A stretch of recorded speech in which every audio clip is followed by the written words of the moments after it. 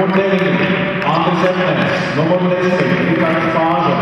Numur 11, Ilmārs Bermans. Numur 12, Māris Ulris.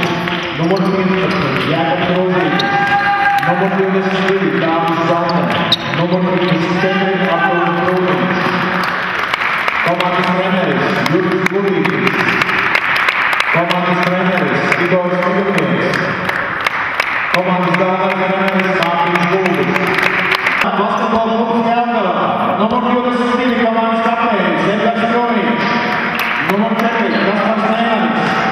Numur 6, Šedriks Kreits. Numur 7, Gatis Justovičs. Numur 8, Kristaps Kambergs. Numur 9, Artūrs Drušelis.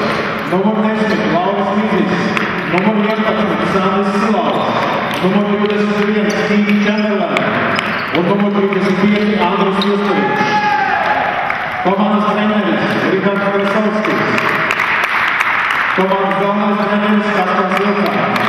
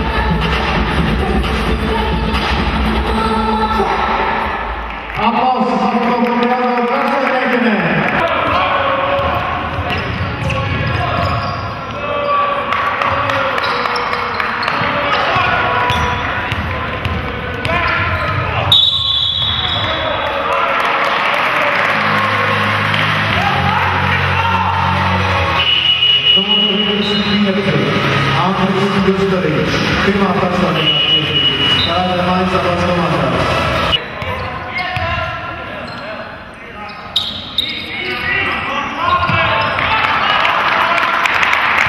Māris Gulbis, 2 punkti.